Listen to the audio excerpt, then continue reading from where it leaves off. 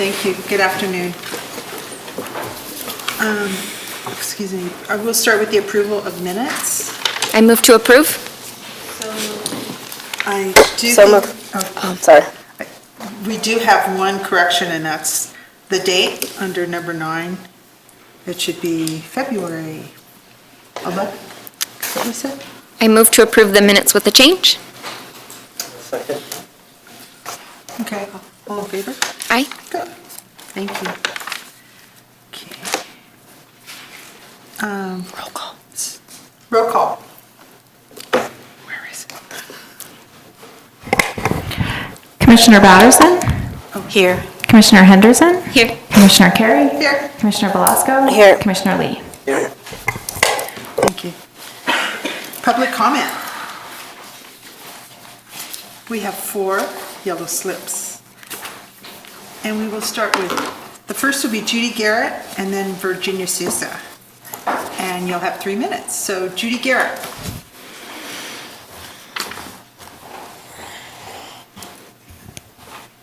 Good afternoon. I've spoken here many times now. I'm Judy Garrett, and I represent the Buena Vista Beautifiers. And I wanted to start out with kudos to a note from Dennis Smitherman, which I'm going to read to you first. We will be moving additional chairs at no cost to Buena Vista Beautifiers and relocate trash cans that interfere with the current seating. The parks supervisor and I will take a walk through in the next week or so and determine locations, clearance, and etc. It is my hope to have the new chairs installed and garbage cans moved in the next 30 to 60 days. During our site visit, we will also look at the potential for a shade sale. And that's one of those things that it lets rain through so you can't, the homeless wouldn't sit under it and keep dry, but it keeps shade from getting on all the moms and dads that sit around the play area on the cement with their kids. And Buena Vista Beautifiers has a few funds, and we're willing to help, especially with a shade sale, since Dennis has offered so graciously to give us the stools or the seats or whatever. So that's essentially what I want to say. Thank you. Oh, one more thing. When you walk through the park, I would like to walk with you. And I live 2 blocks away, so you can give me a call. Thank you. Thank you. Virginia Sousa. And next will be,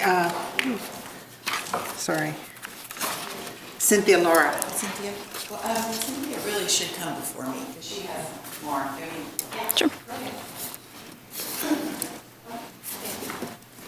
We're a little bit out of order,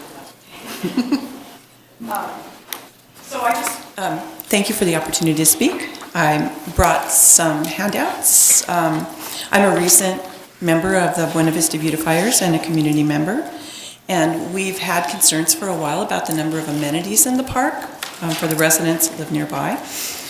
And so we decided to do a survey. The first page is a little low-tech printed out survey.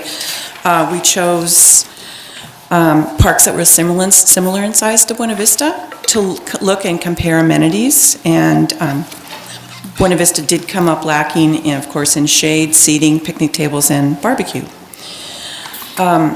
Since our meeting with Dennis, I did learn that, because I had a question, why do some parks have so many amenities, like the rock climbing? And, well, I guess they're I found out about special districts, so that was a learning thing for me.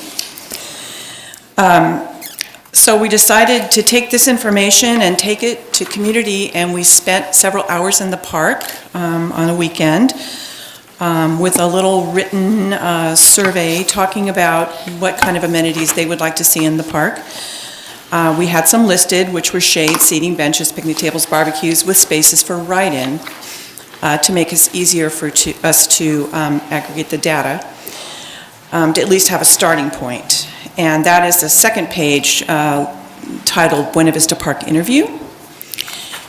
And as you can see, shade and benches were some of the most important, along with picnic tables and barbecues. So that's just, we said, well, it's not enough for us to talk about the amenities we would like to see. We wanted to know what the people in the community, families, were interested in. And the last page is just the notes from our meeting with Dennis, and thank you very much for taking the time to meet with us. And just, that was, I learned a lot, and we got a lot of information, and it kind of led up to the email that he wrote to Judy. So you'll have time to look at it at your leisure. Thank you very much.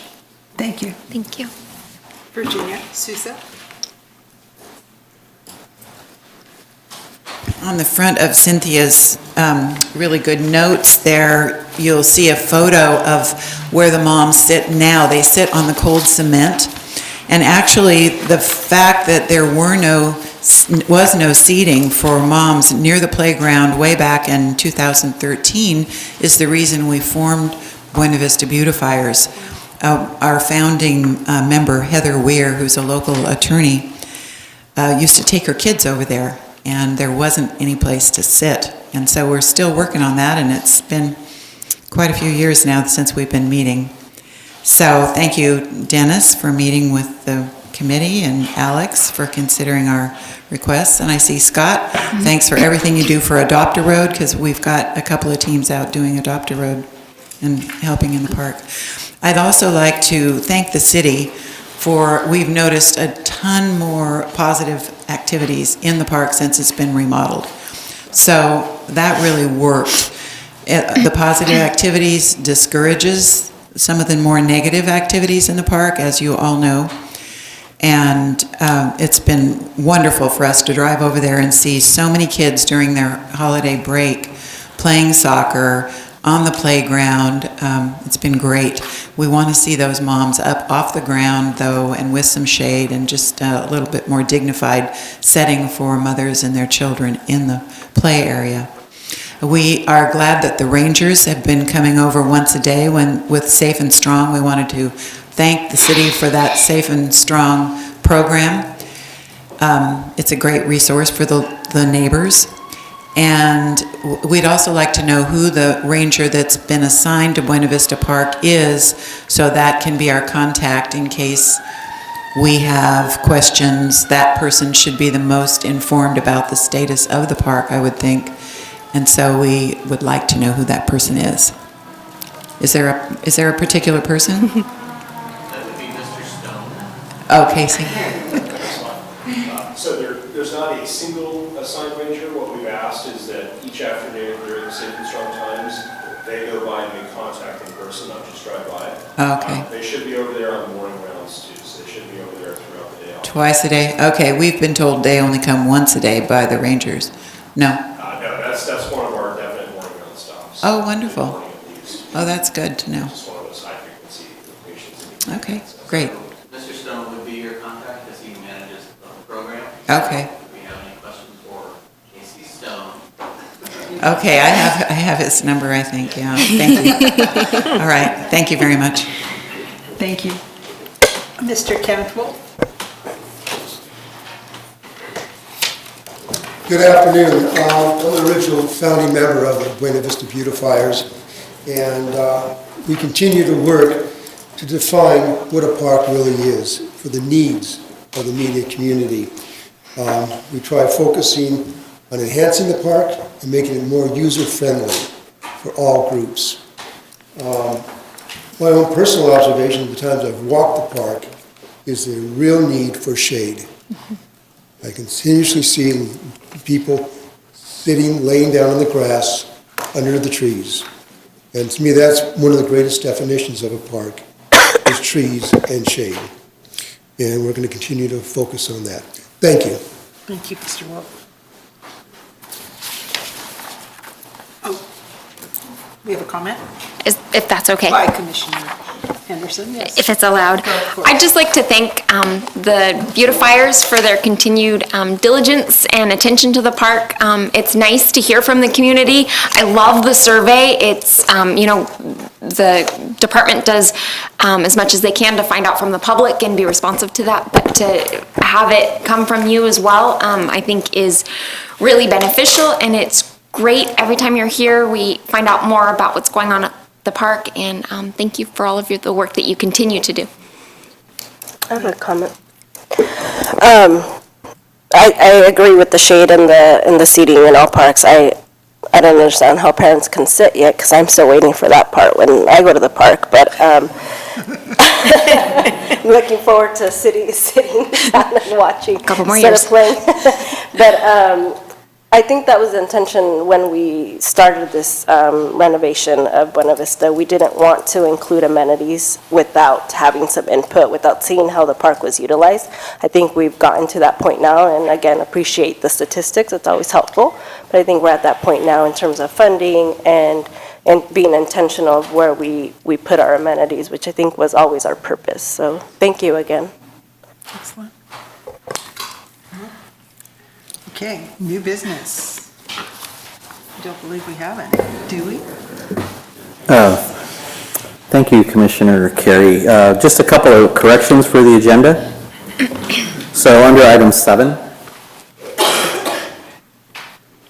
you have budget update and Measure U expenditures.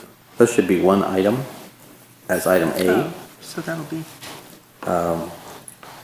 And then under item C2, Russell Park has 2 L's in it, right. just so make that correction on the agenda. That's it for me, just wanted to make those adjustments to the agenda. Okay, I was just gonna do it when we got down to there. Thank you. Old business, All right, review So- of results from their art commissioners workshop. so you took some time out of your busy days to meet together and with the staff that's here today to kind of talk about commission priorities and you know, kind of how they melded with the leisure assessment. So as soon as Mr. Smitherman gets the technical difficulties going. So in your packets, you have the results of the management partners workshop, and if you go to page number 9, which is not the way it's set up in here, sorry, so that'll be, let's see, it's actually page 14 of your document.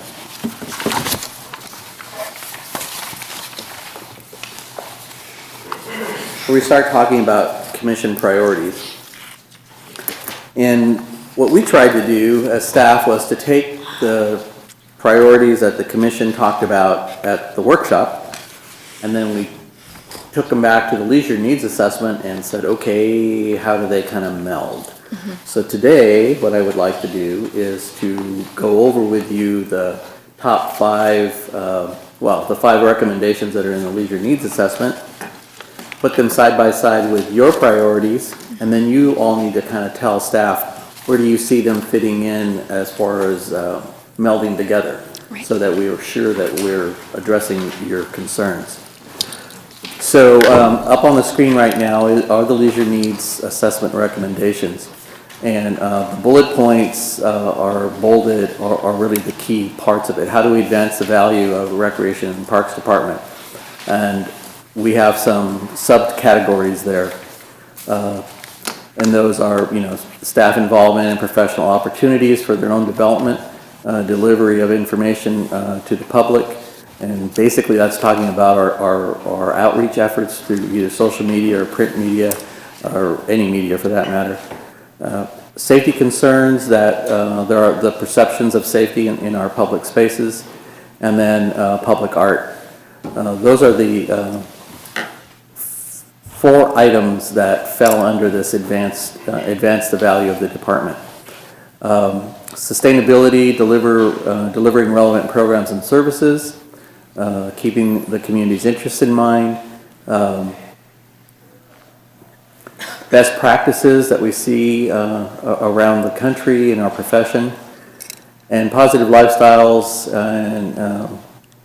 and well-being amongst youth. So when we talk about sustainability, it's really not the typical definition of sustainability in here. This is really talking about the longevity, might be a better word, of the delivery of our programs, that we have a plan to move those forward. Number 3, responsibility to provide and manage facilities and amenities, caring for our existing features and safety, safe connections again. Fill level of service gaps. I think the report was very keen in identifying what is referred to as the travel sheds. How far, what's the furthest distance someone would have to walk from their home to get to their neighborhood park or whatever park services their area. And, we did find some issues there in the study. We can have a discussion about what that means in the long run. But then facility amenity needs, something just like the beautifiers brought to us today is what is it that we need to tweak sites so that that particular neighborhood or community is getting the improvements that they would like to see in their park. And then maintain financial stability. This is a touchy one because what that really means is what we charge for our services and how do we recover costs. So right now, based on the study, we're at about a 12% recovery rate of our general fund allocated budget, which is just about $10 million. So we're collecting somewhere in $1.2 million, I believe, right now. So, and those are all fees and all charges that we make for all our services during the course of a year. So that's a concern. Normally, probably on a national basis, you're probably seeing that number of recovery closer to 25 to maybe 28%. So, we're below, which is a testament to the fact that the council has been willing to put their money towards programs and services, and like with the passage of Measure U, also, the taxpayer has been willing to support the kinds of things that we do. So that's really a question for the council to kind of settle on where they want to be in fees and charges. The city is in the middle of a fee study right now, and all our fees and charges will be closely looked at. And the company, I think we have a meeting coming up with them this week or next to actually talk about our specific fees that we charge.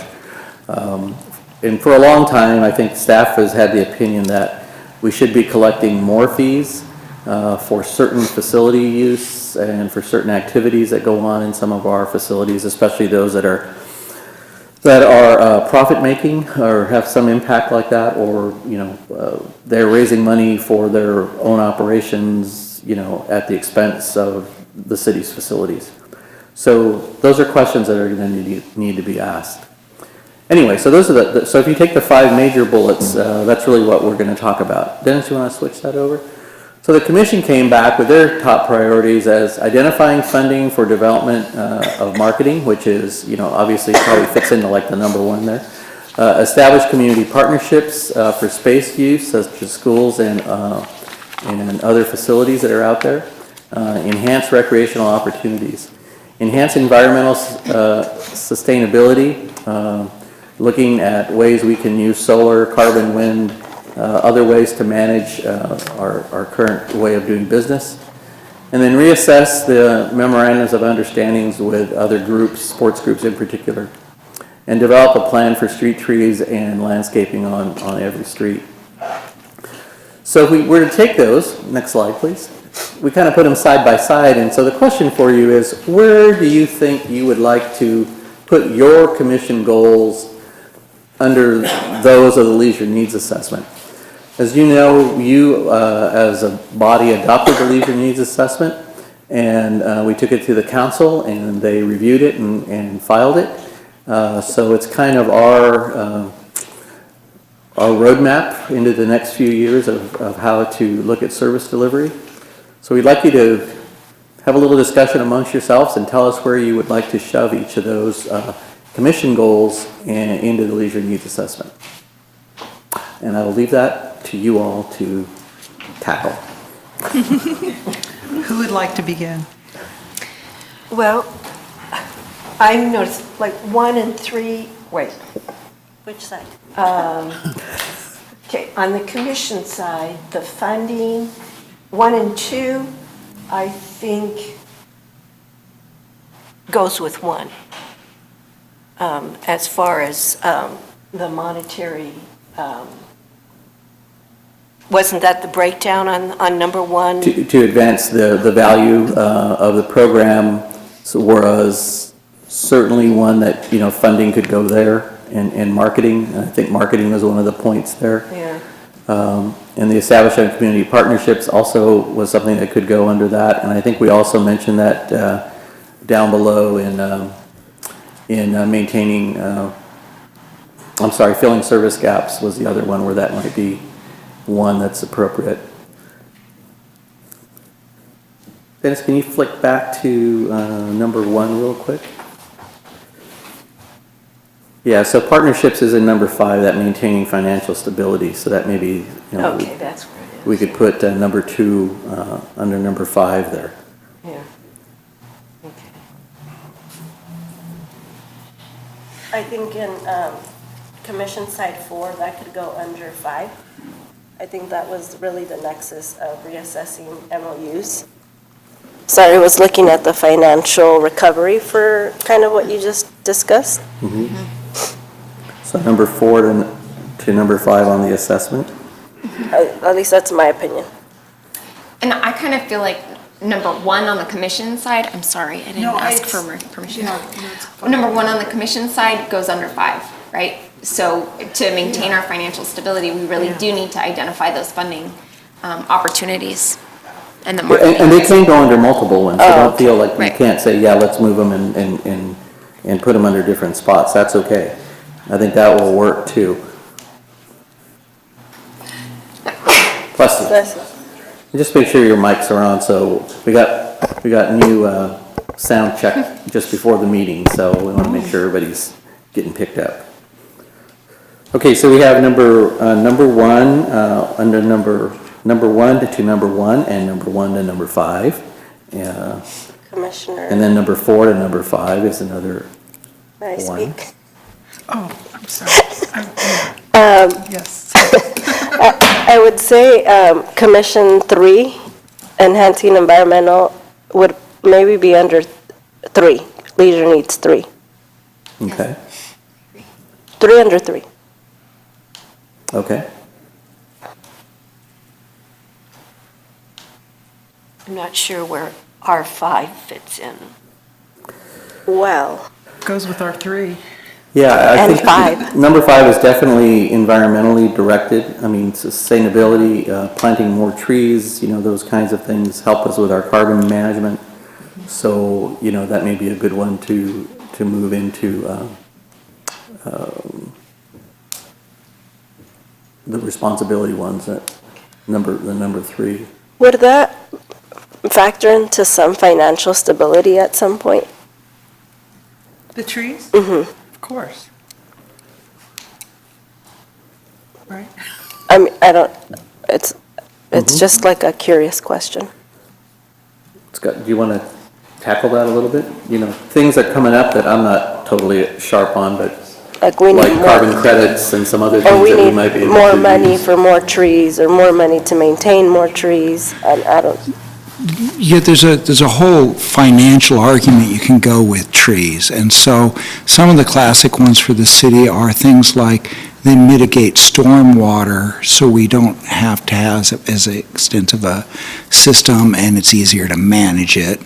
That is one. Another one is not directly for the city coffers, but trees combat the heat island effect of an urban environment, which cuts down on cooling and sometimes actually even heating costs for the citizens. So there's a whole methodology out there. The U.S. Forest Service put together a program called iTree, and we can calculate out these kind of benefits that have actual cost to them. Then there are others, like Alex mentioned, that are carbon capture. That's very important. It's a little more ethereal in what its monetary value is, but I can say this, that the more we push this program of trying to enhance carbon capture, the more we will be open to tree grants, mainly administered by CAL FIRE, and they use cap and trade money to redirect it into trees. So it's sort of a positive version of a catch-22. If you have a plan to do this, they'll help to fund it. Most of that goes into development, not into maintenance, because you'll also hear us going, where are maintenance dollars? But Sorry? those, Do you know them? those are some things I could suggest really quick, so we can come up with a monetary value. And then there's the classic ones like real estate. You know, they enhance the real estate of any property. So the other thing, and I apologize for this part too, so I did ask the staff to be here, so if you had any questions that the supervisors are here, all of them were, you know, at the session with you and they gave their input. So if there's any questions on anything that you want clarification on or need, they're here to kind of mention their positions. Thanks, Scott, for that. A clarifying question, so on the leisure needs assessment, the 1 through 5, that was ranked in order of priorities, correct? They were priorities, Okay. yes. Okay. In that order. I'm personally happy with that order as the goals for the commission. I agree. They were, Oh, wait, sorry. They were ranked in order of importance? Yes, oh. In order of how the consultants felt they were important to the community. So again, the consultants are making those as recommendations and that's their priority list. We can certainly move it around and based on, you know, obviously things like resources and our own knowledge of the community and what we would like to see. That was one of the things that I had difficulty communicating at the council meeting, that this is a plan. It's not it's not the only way things are going to get done. It is some of the things that we need to get done.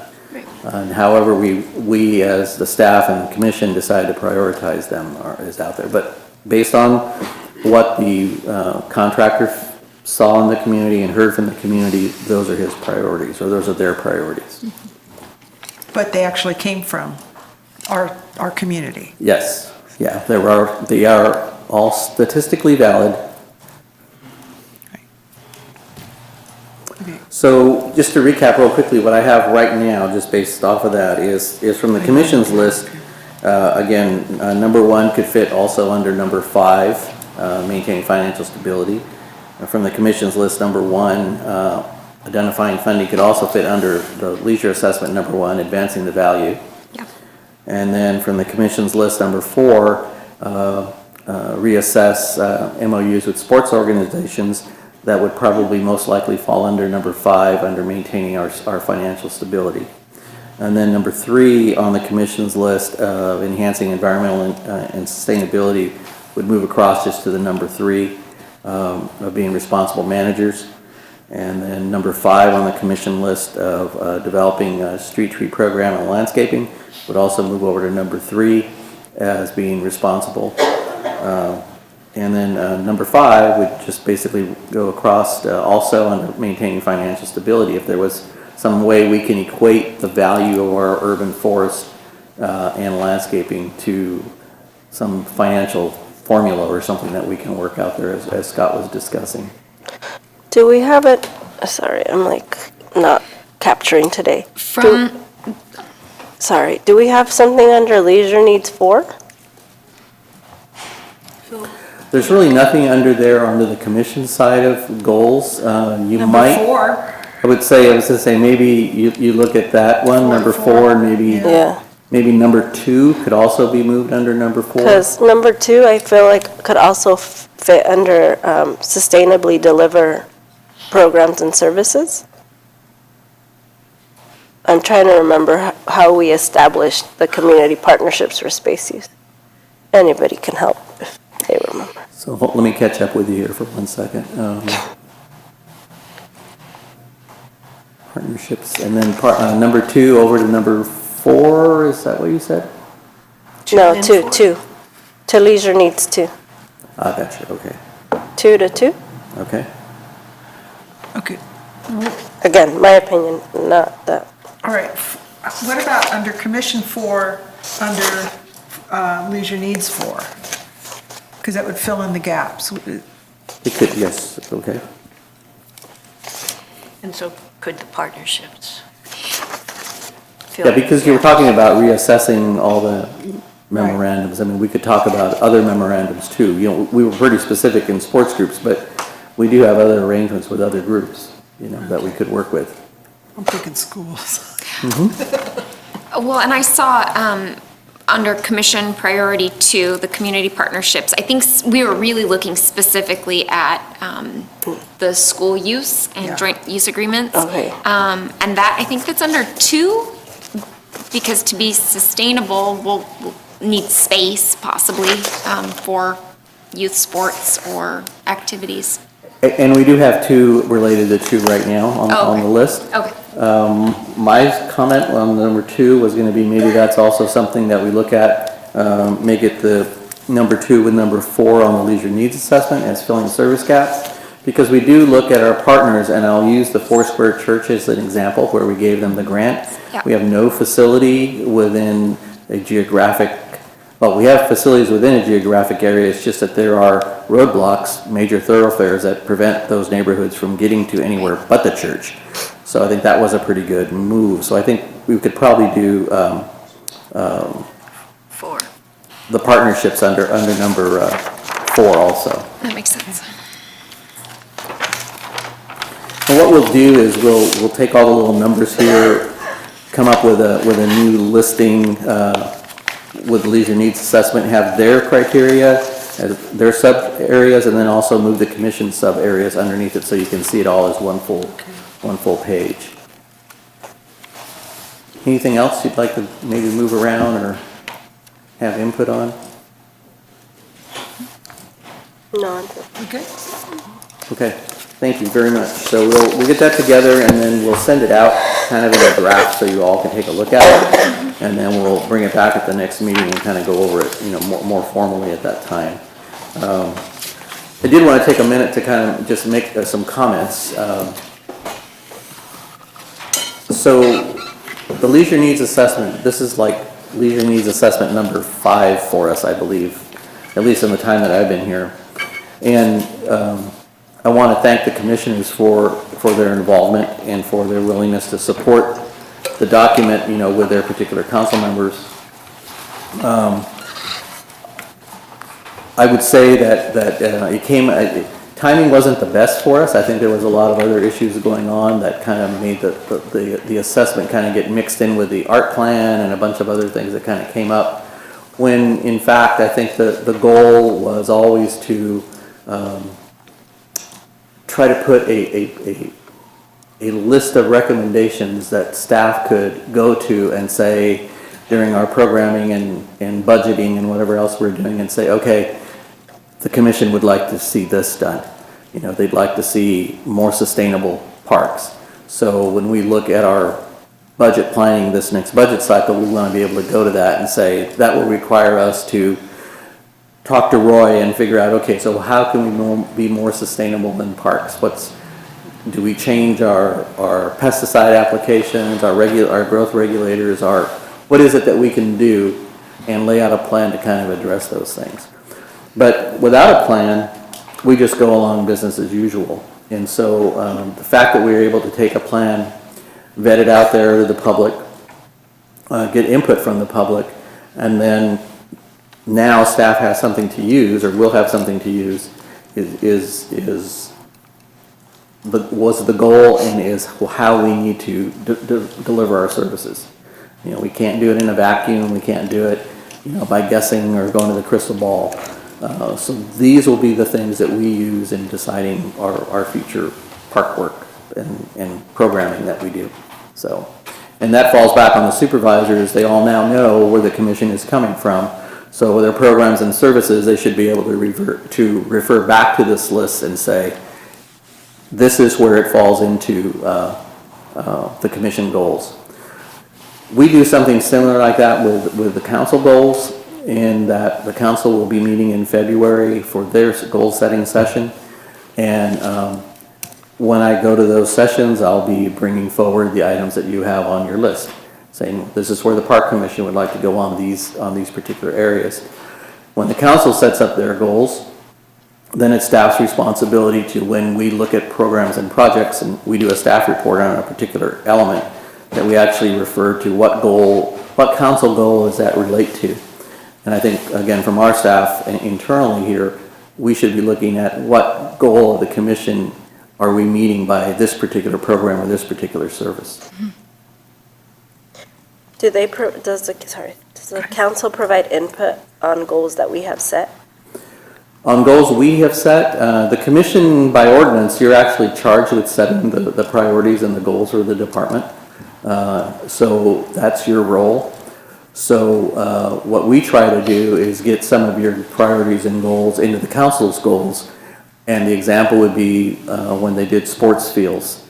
They took that as a major effort that they wanted to do, and it was, of their 6 goals, we were one of them. So, and that's been a goal we've been working on for the last several years, trying to get that project moving. And trying to, if it's not a specific construction project, then we look at things like our PG&E and Southline Corporation funding of new lights for fields project. So those are the kinds of ways we look at it and try to address it. All right, while we're still on the workshop, can I just ask, one of our original intentions was to redo our mission statement during the workshop. So can we just maybe figure out when a good time to actually do that would be, or when we want to approach it? Yes, we didn't get to that, and I think we probably could have, but we got so involved in what we were talking about. We can certainly put it on the agenda and plan a little bit of time on the next meeting to do that. Our February agenda is, with the exception of changing of officers, is pretty light. We don't have any new appointed commissioners this round, so it's probably a good time to use that meeting to switch the chairs and then look at some mission definitions. Sure. Thank you.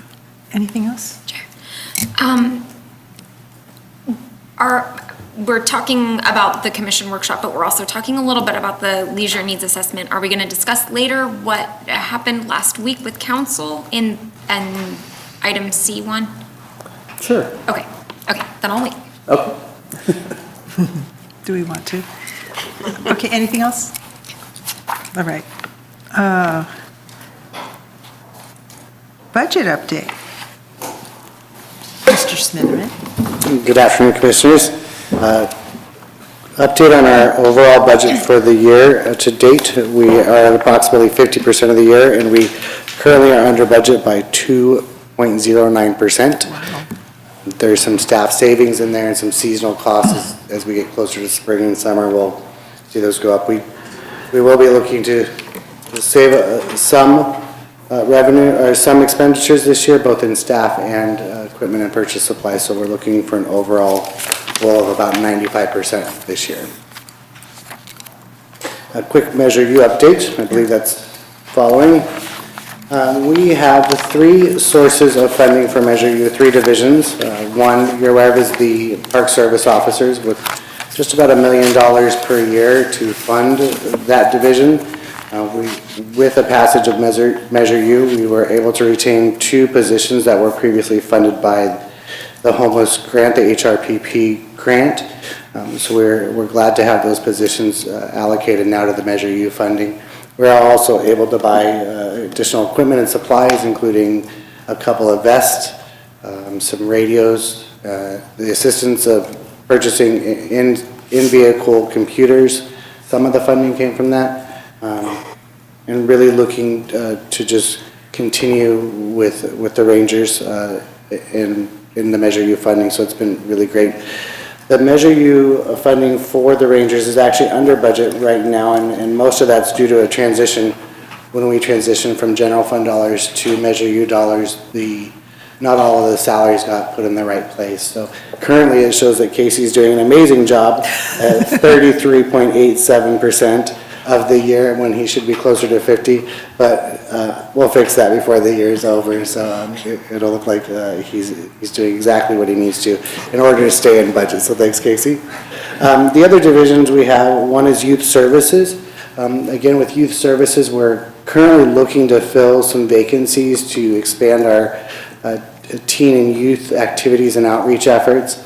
We're constantly recruiting for recreational activity leaders. We'll be looking to expand services to the Minami Community Center for spring break and summer break as well, for a couple hours a day, and then also offer some open gym time for adults during the summer as well. And so far, we're under budget. They're drastically at about 75%, and most of that, again, is due to staffing.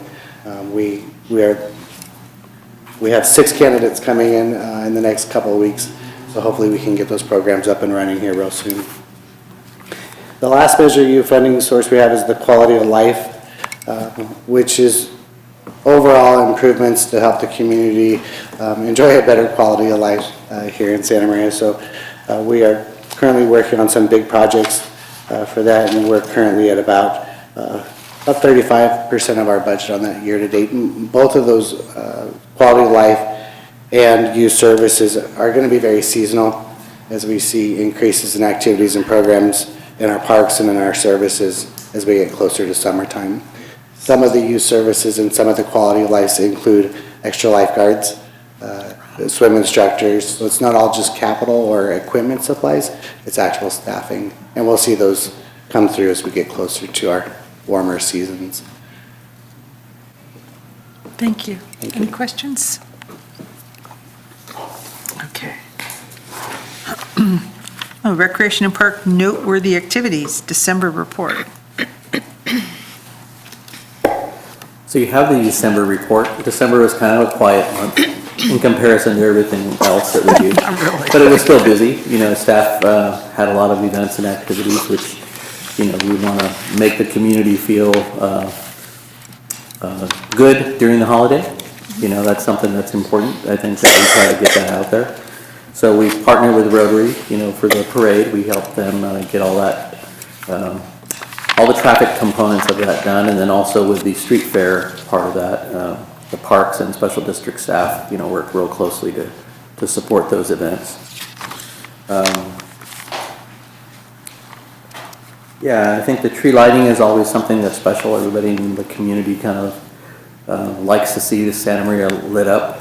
I want to thank the staff for taking a few extra little points, running some lights up the palm trees at the front of the old library, hanging, I don't know who came up with the artwork that was out there, but we had a Christmas tree and snowman and a few other things out there that, you know, we're trying to make it a little more festive out there, trying to make it a little bit more interesting. At the council meeting the 21st, the Elks Lodge, who hang up the other Christmas decorations around town, the red and white trees and the green and gold bells, and the Rotary Club will be getting recognition at the council meeting for their help during the holidays and their support of the community during that time. So, you know, the report is what it is. You know, I'd like to thank again the staff, the supervisors for making sure those things happen. Even though it was Christmas, it was still busy. Dennis did bring up the fact that we did have some gym time open at Minami. It's kind of our first endeavor into opening up the gyms for community use. I don't know if we have any numbers on that. Jason's not here, so I don't know. Yeah, we had about 20 participants with a small amount of advertising, and we did open it up to teens for specialty programming as well, similar to what we do at our pop-up events. So the numbers weren't staggering, but I think that as we worked out all of our kinks, that spring break should be much bigger, and we'll continue to work with the schools and let everyone know that we're going to be open at Minami as well. Nice. Oh. Director's report. So the only thing I have really to talk about are I'm going to switch this around a little bit. We'll go ahead and do capital now. Maybe you want to put those, do we have some pictures? So we're going to do capital first, if that's okay, and then we'll go back and talk about the leisure needs assessment. So we have projects in the mix right now. Dennis is going to talk to you about Russell Park. I don't have any great pictures of Russell Park because right now it's a fence and a couple of trees that have been removed due to age and disease and getting ready for some construction. So a quick update. We've recently just hired a project manager.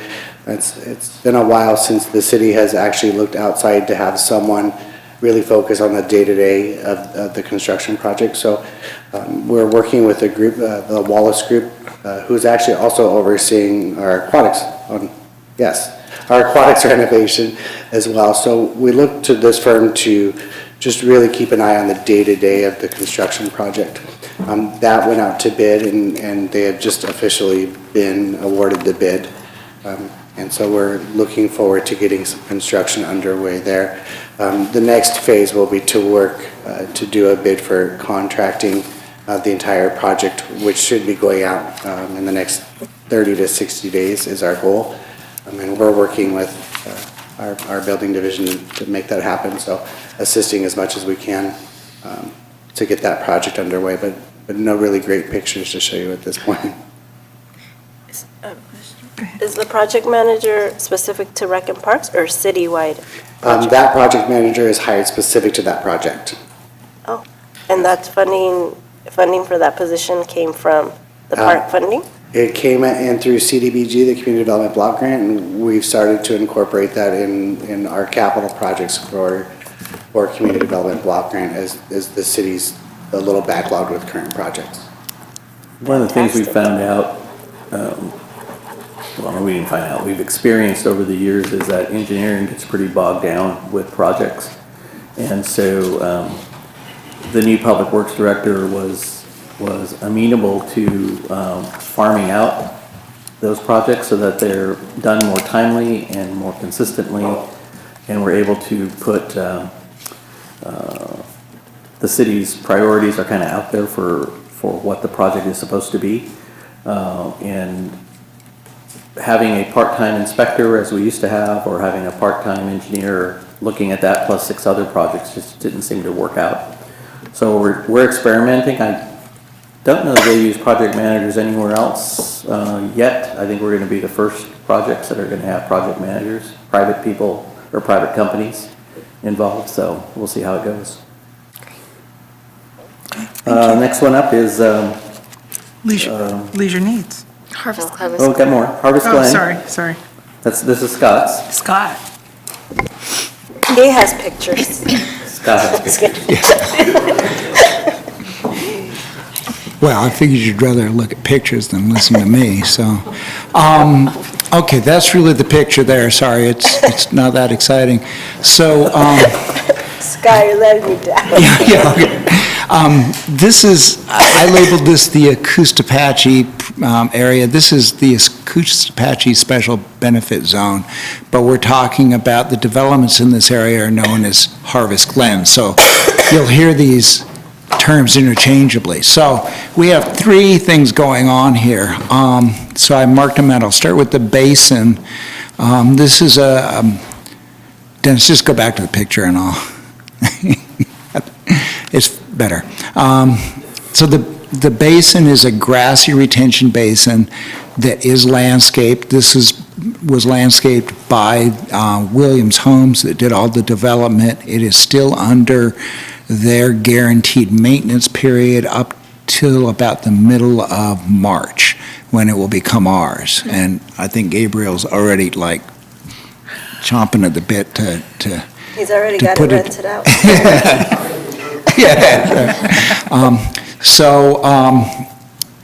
Literally tomorrow, I asked the contractor to come in and do some tuning up, because the tendency is to wait till, the last couple weeks and freshen it up, and that's just too soon to the finish date. So they're going to be working the bottom to fix the grade. There's a few places that settled because of rainwater and stuff, and then gophers, and so they're going to be just doing a little touch-up so that the field should be usable in March. So I just wanted to mention that. It's coming in, it's a nice green area. The shrubbery and trees around the edges, up on the top of the slope, are looking real good. So there's that portion. Next to it, I have what's called the park area. Now, you guys have seen our concept plans for this area. You can see it literally does look like a flag, because it has this strip of land between the basin and the adjacent school. That's what that green field is Jimenez School's field. So since you've seen the concept plans, the working drawings, both the landscape, irrigation, and the engineering-related grading plans and utilities plans have been generated. We've reviewed them and approved them, but they've also been vested in by Public Works. And the first portion of work has been put out to bid. So we're right in mid-process. We have 3 local engineering contracting companies looking at this right now. We're expecting responses anytime, and the intent is for them to start moving soil around as soon as the rainy season ends. So probably about the same time we're taking the basin on, I would assume, hopefully a little sooner than that. It sort of depends on the weather more than anything. So that will be our first step, because we need to get that shaped up. If you've seen it, it's mounds of dirt. So this will be the process to get the grades right. So I'll know literally probably within a week. I wish I had a result, but we're waiting for the bids to come back right now. The third part in this neighborhood is down at the right-hand corner, the Legacy Trail. Just a refresher, this is the area that the Leadership, thank you. The Leadership Santa Maria Valley put in a decomposed granite trail through here, helped to commission a general plan for the area. Just one reminder, one of those plan steps is actually a community garden area that could go in. So, and some of the infrastructure's in. So since they handed it over to us, staff have put in an irrigation system in that area that's in green along the road, and literally sitting in our yard are the plants to put in. We're just waiting for the area to be dry enough. So we're going to get that edge landscape, so at least we have street side areas finished off. The rest of the area, some of it's just going to be open space, but like I said, we've got ideas for a community garden, also for like a native plant demonstration garden. Have a group that's trying to form up to do that. We're looking for some partnerships here to get this done, but you know, that's where we're at on that. So it's going to, by spring, it will be landscaped. Thank you. And then last but not least, Brian in the pool. Definitely not least. Thank you, Alex. Well, I don't have a huge update on the pool. We had a pre-construction meeting last Wednesday. Got the ball rolling. We've been looking to do this for about 12 years now. It was last done in '97, so thanks to staff and their maintenance capabilities, we've got 23 years of life out of it, and they usually estimate 8 to 10 years with the plaster we had done the first time around.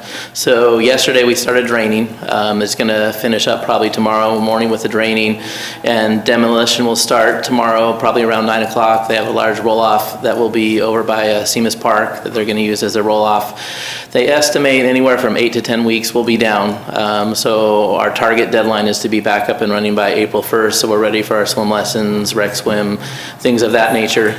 Lifespan of the new plastering project will probably be anywhere from 25 to 30 years.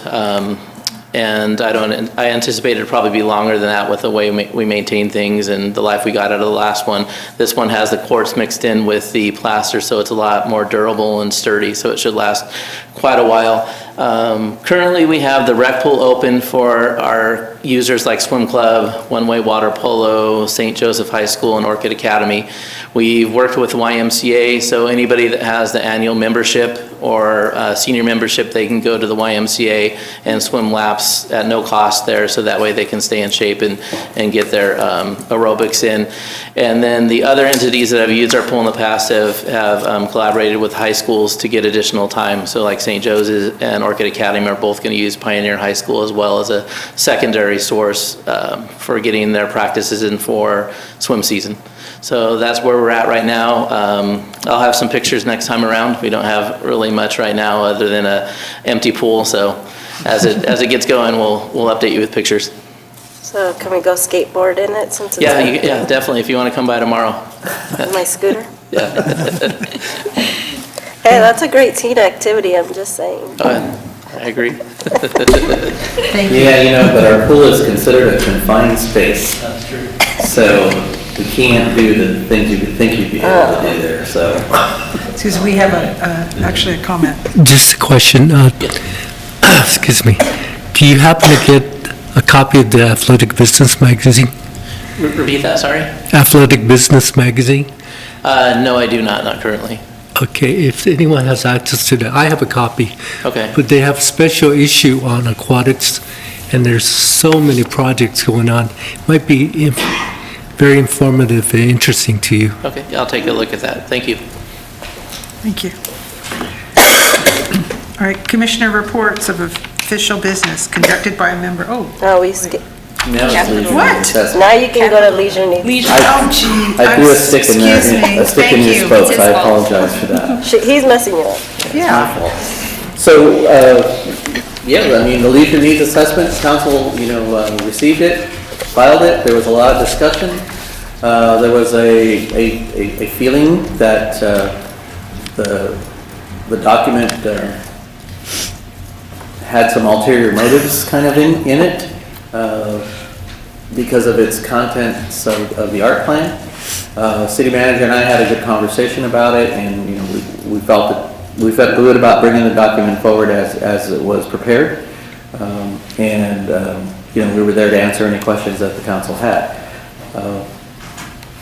The significance, and I believe the city attorney, when he made his comments, of whether or not the document was adopted or whether or not the document was filed were really synonymous. In our opinion, typically we would send a document for the council to review and file. That's normally how we would do anything coming from the commission, unless you're bringing forward an ordinance. And if you're bringing forward an ordinance, then it has to go through the ordinance process. So in this case, somehow it got changed to the word adopted as opposed to review and file. So that was the challenge. I think that it was difficult for some of the council members felt that they would be setting policy, and this would become policy, and then we would move forward. The fact that they got a chance to see it, review it, and obviously they read it, which is good. It still stands as our plan. There's really, however they reviewed it, filed it, or adopted it, or whatever, wouldn't have made any difference to how we're going to employ it as our guide. So, any questions? I'd be happy to try and answer them for you. Yep. No comments? Commissioner Henderson? I had some questions, but I guess they'll arise as we're presented with that. But just the issue regarding the inclusion of the Las Flores Ranch in acreage for parks yes. versus not including that. I think that was a big point of contention, and if that affects any of the decisions that we make here, or if that's kind of... So again, that question came up through Lori Tamura from the developer side, and her position was that we did not provide sufficient recognition for developers' contribution to the park system. And it's true, because the leisure assessment is an assessment of what we have today, and then how we're going to take what we have today and maintain it out into the future. It does not talk about, other than the travel sheds that they discuss, it doesn't really talk about future parks. Future park planning and anything that happens with park development happens during during the negotiations with developers based on the specific plan that they're in. Scott mentioned the Aquistapache group. So the new Aquistapache area has 19 acres set aside for open space. So that 19 acres wasn't included in our leisure needs assessment because it doesn't exist today. And we don't know exactly when it would be built. But it is, you know, there's a placeholder in the master plan for that particular area. And anywhere else in the city that has developed over time, North Prescott Ranch, it set aside 5 acres for North Prescott Ranch Park to be built. And so that park was there. It was not included in our leisure plan from 2009 because it wasn't really thought about at that time. So I think there's just some misunderstanding as to how it links together. The Los Flores discussion was, well, you, the city, are collecting AB $1,600, which is future park development and meeting park needs, and you're using money at Los Flores. So shouldn't the acreage, the 1,700 or so acres that are out there, be included in the numbers in your city park numbers? So in the study, it says that we're deficient 100 and something acres internal into the city. The argument was, well, you have the 1,700 acres, so how can you be deficient? And it gets back to that, to the travel sheds. We're not talking about regional parks. We're not talking about parks that are, you know, run by other entities. We're talking about what we have available within the confines of the boundaries of the city of Santa Maria. And even though we own Los Flores, and even though we're using developer dollars to fund it at some point in the future, it's not a neighborhood park. It's not something that is easily accessible. And I think it's just a matter of defining how we see those areas. There's a meeting on Thursday of the AB 1600 committee, and Lori has already asked me to be prepared to talk about, you know, the relationship and how that works.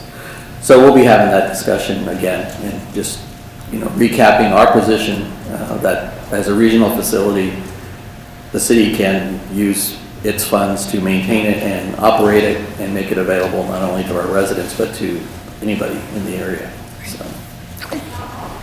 I have a comment.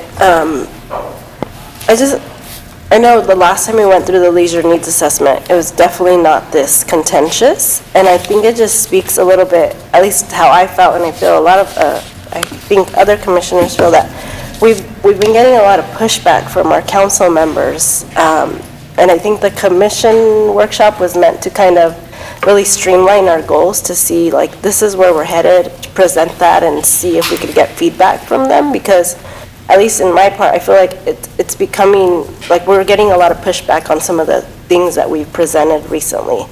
And so it kind of questions like, well, are we online? Are we not online? What would they like to see that we're not doing? And I think this leisure needs assessment was another thing where that development community really pushed a different dialogue than I think really was intended. And it was hard to come back from that, really.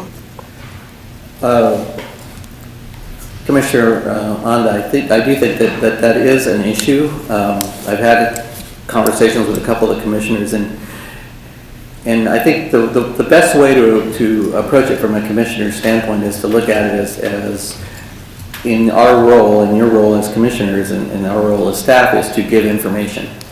And we try to provide the best information based on the knowledge base that we have and to our council member. And that council member is going to have to evaluate all the other input they're getting from whomever, their other constituents. And then they're going to have to make a decision as to which way they want to go on things. I think we do our job by providing the information. And you know, as I mentioned, I've mentioned it to other commissioners. If you are able to talk to your council member and give them your information and where you think we're coming from, you're doing your job. Now, because we can't necessarily change their minds or convince them, or there's other outside influences to their decision, we really can't control that. So I certainly appreciate your input, and I certainly appreciate the fact that you're willing to talk to your council members. What I don't want to do is get to a point where commissioners feel that it's not worth talking to their council member. It's taken us a long time to get to where our council members feel comfortable talking to, or our commissioners feel comfortable talking to their council members, and we need to keep that dialogue open. As far as being in line, one of the things that we have talked about was to ask the council for a meeting between the commission and the council to kind of see where we are. The leisure needs assessment might be a good vehicle to start that discussion. You're certainly, those of you who can come to the council goal setting, it is a public meeting. So you're certainly welcome to drop in on that meeting and see what's going on there. Typically it lasts a better part of a day and they kind of try to wrap it up in a day. So if that's something that you would like more information on, we can do, and we can certainly talk about organizing a meeting for the commission and the council to sit down and have a study session, as it's called. I think that's a great idea. I would like to. Yes. We'll talk. Thank you. Afraid to say anything. Commissioners' reports? Is that? Okay, official business conducted by a member. Who'd like to start? Want me to start? Go ahead. There wasn't a whole lot. Basically, I went to the tree lighting ceremony, which was really nice. I very much enjoyed it, and it's just a very feel-good event, and you know,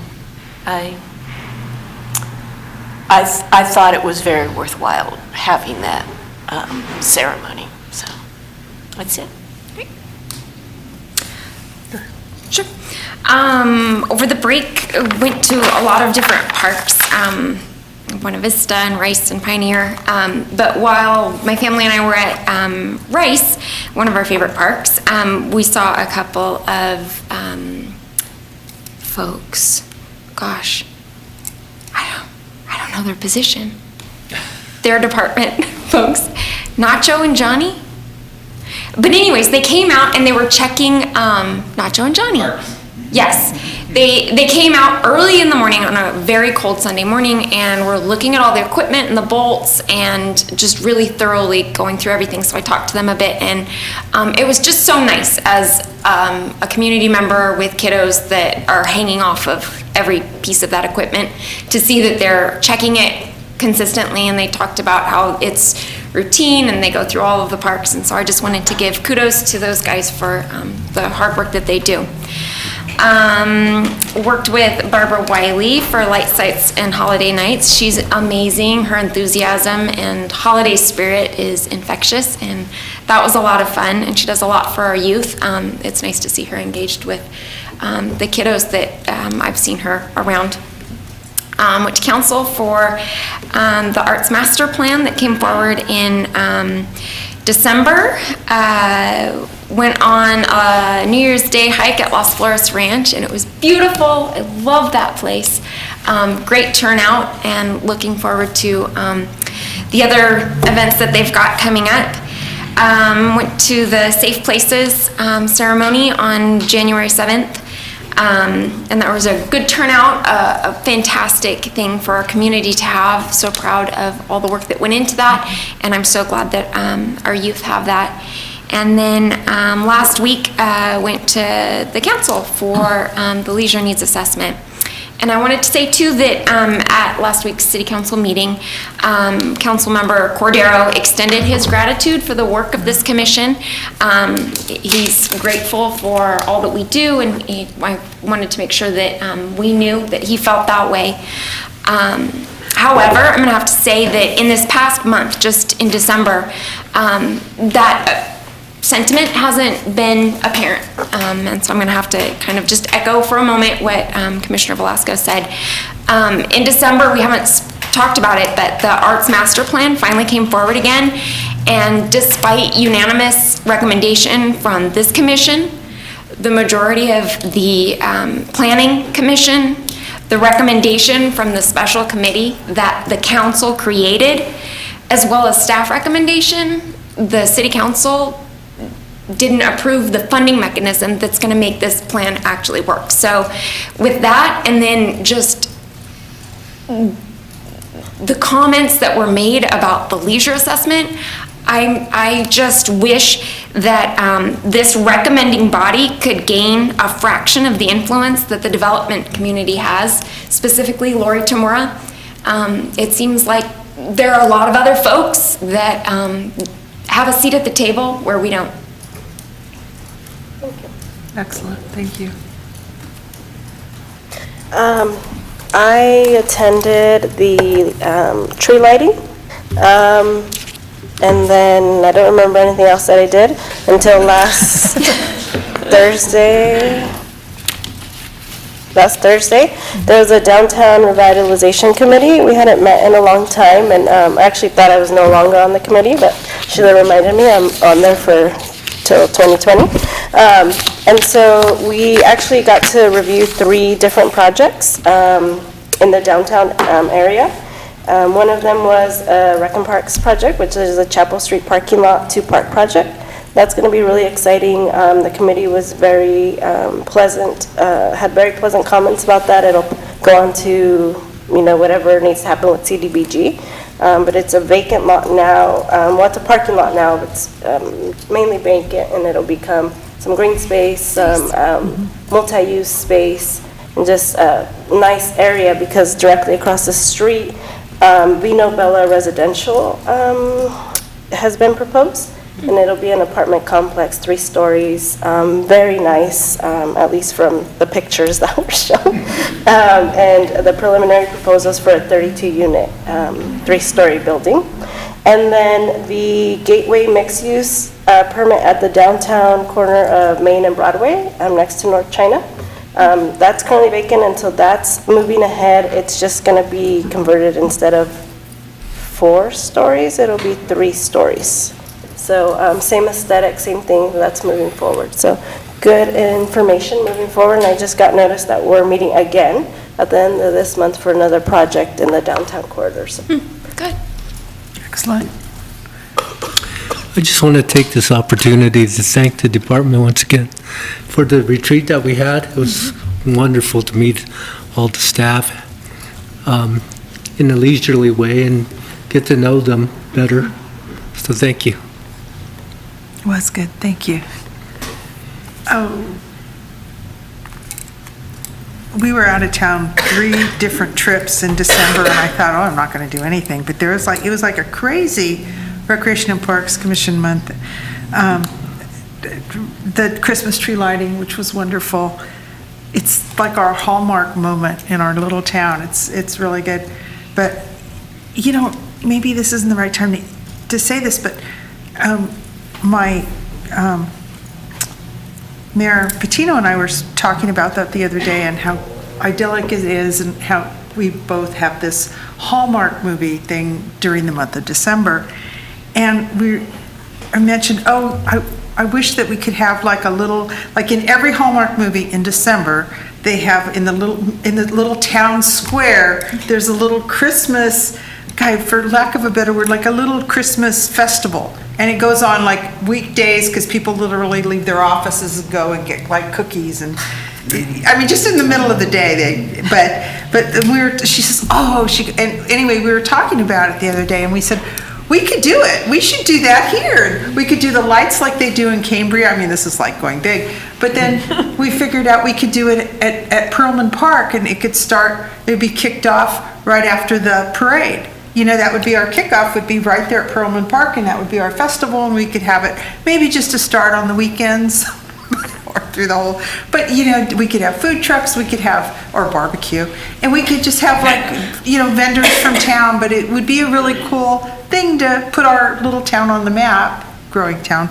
Anyway, it kind of fit with the Christmas tree lighting. Anyway, that was a great event. December 12th, the holiday lights. Barbara Wiley is a gem to our department. She's just wonderful. We had a really enjoyable time with her and had fun seeing all the lights. New Year's Day, Laura and I ran into each other all month. The walk at Los Flores Ranch, there was a lot more people this year than last year, don't you think? Mm-hmm. Yeah, it was great. So, and then Monday, January 6th was the Safe Place ribbon cutting, which we are so lucky to have at the Maldonado Youth Center. The council meeting for leisure needs. And then Thursday, I got to go to the downtown specific plan meeting, and I loved it. I want to go to every single one of them, so if somebody can't go, I will sit in. You can be my alternate. I would love to. I know, that's like, yeah, community interest items. I'm just going to skip ahead. There's a Women's March in Santa Maria on Saturday from 10 to 2 at the Menominee Center. I just thought I'd want to get that in. Anybody else have some community interest items?